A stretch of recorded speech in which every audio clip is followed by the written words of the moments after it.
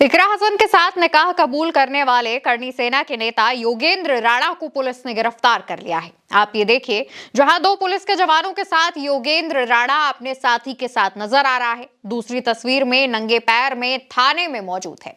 ये योगेंद्र राणा, जो कि अपने आप को ठाकुर योगेंद्र सिंह राणा कहता है, यह पुलिस के शिकंजे में कस चुका है। इसने ही कुछ महीने पहले सांसद इकरा हसन से कहा था कि मुझे तुमसे निकाह कबूल है और ओवैसी ब्रदर्स को जीजा बोलने की बात कहते हुए वीडियो बनाकर पोस्ट की थी। और अपने इस वीडियो में इकरा हसन को लेकर बड़ी बड़ी बातें की थी और यह भी कहा था कि तुमसे निकाह करने के बाद ओवैसी ब्रदर्स को मुझे जीजा कहना होगा। दोस्तों, पुलिस के मुताबिक मझोला थाना क्षेत्र में 7 से 8 लोग नशे की हालत में झगड़ा कर रहे थे। मौके पर टीम पहुंची तो इन लोगों ने पुलिस कर्मियों पर हमला बोल दिया, जिसके बाद पुलिस ने इस नेता और उसके साथी को गिरफ्तार कर लिया। मुरादाबाद के एसपी सिटी रणविजय सिंह ने भी मामले की जानकारी दी है। कल रात्रि में थाना क्षेत्र मझोला के चौकी लाइन पर क्षेत्र में रिलायंस पेट्रोल पंप के पास 7-8 लोग लड़ाई झगड़ा कर रहे थे।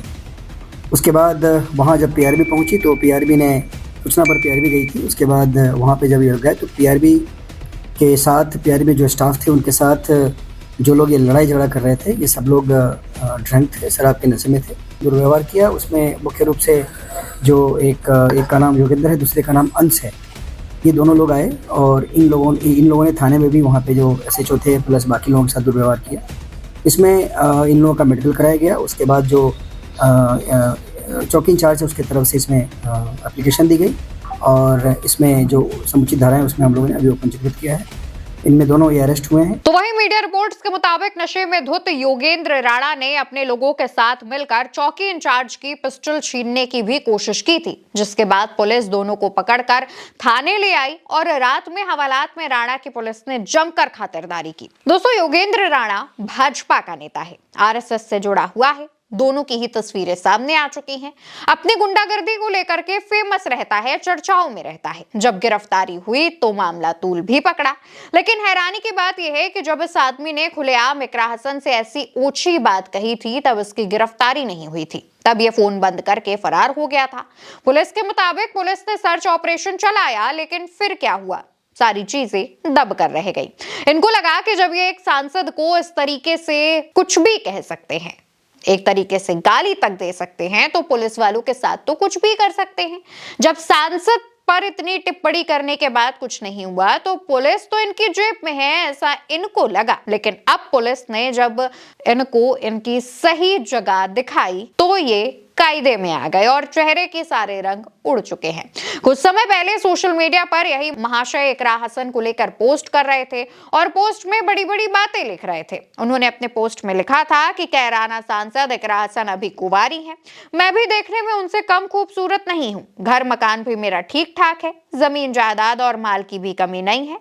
मैंने अपनी पत्नी से भी पूछ लिया है, मुरादाबाद में कई मकान हैं, इकरा हसन चाहे तो मुझसे शादी कर सकती हैं, मैं उन्हें अपने घर में नमाज पढ़ने की इजाजत दे दूंगा, लेकिन एक शर्त है, असदुद्दीन ओवैसी साहब और अकबरुद्दीन ओवैसी साहब मुझे जीजा कहकर बुलाएंगे। मुझे इकरा हसन से निकाह कबूल है, कबूल है, कबूल है। इस तरीके की बात करने वाले इस करनी सेना के नेता को पुलिस ने पकड़ लिया है। दोस्तों, सोचने वाली बात तो यह है कि अगर उसी वक्त पुलिस वालों ने इसको पकड़ के कूटकर सलाखों के पीछे डाल दिया होता तो शायद आज ये नौबत ना आती कि ये पुलिस से इस तरीके की बदतमीजी करता। लेकिन उस वक्त में इसकी जो हरकतें थी, उन हरकतों के बाद में न जाने किसने बचाया और फिर उसके बाद इसकी हिम्मत इतनी बढ़ गई कि ये पुलिस वालों पर टूट पड़ा। दरअसल इसके पीछे की वजह सत्ता की हनक है। खुद को करनी सेना का उपाध्यक्ष बताने वाला योगेंद्र राणा भाजपा विधायक ठाकुर रामवीर सिंह का करीबी बताया जाता है। इस वजह से इसको लगता है कि ये कुछ भी कर लेगा तो उसे बचा लिया जाएगा, क्योंकि मौजूदा तौर पर भाजपा की ही सरकार है। अब इकरा हसन पर टिप्पणी करने के बाद भी जब इसकी अरेस्टिंग नहीं हुई तो इसको और ज्यादा हवा मिल गई। हालांकि इससे पहले एक और मामला सुर्खियों में आया था, जब इसी योगेंद्र राणा पर 9 लाख रुपए की ठगी का आरोप लगा था, जिसमें प्रॉपर्टी निवेश के नाम पर इसने पैसे लिए लेकिन केवल 2 लाख रुपए लौटाए। मांगने पर रिवॉल्वर दिखाकर धमकी दी। पुलिस ने योगेंद्र का लाइसेंस निरस्त करने की रिपोर्ट जिला प्रशासन को भेजी थी। गिरफ्तारी के लिए टीमें भी गठित की गई, लेकिन वो फरार हो गया। इकरा हसन के मामले में भी इसी तरीके से टिप्पणी की और फरार हो गया।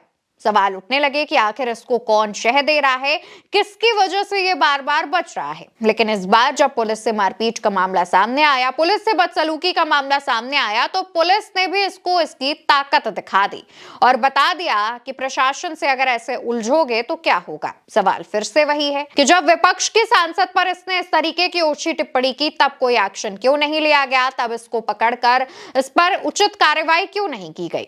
क्या इस बात का इंतजार किया जा रहा था कि वो कुछ इस तरीके की हरकत करे, या फिर इसने योगी की पुलिस को चुनौती दी, इस वजह से इस पर एक्शन लिया गया है? आपको क्या लगता है? जिस तरीके से खुद को ये करणी सेना का उपाध्यक्ष बताता है, आरएसएस से जुड़ा रह चुका है, भाजपा में भी रह चुका है, तो ऐसे में आपको क्या लगता है कि इस पर क्या एक्शन लिया जाना चाहिए? इसका जवाब कमेंट सेक्शन में दीजिएगा, वीडियो को शेयर कीजिएगा, चैनल को सब्सक्राइब कीजिएगा।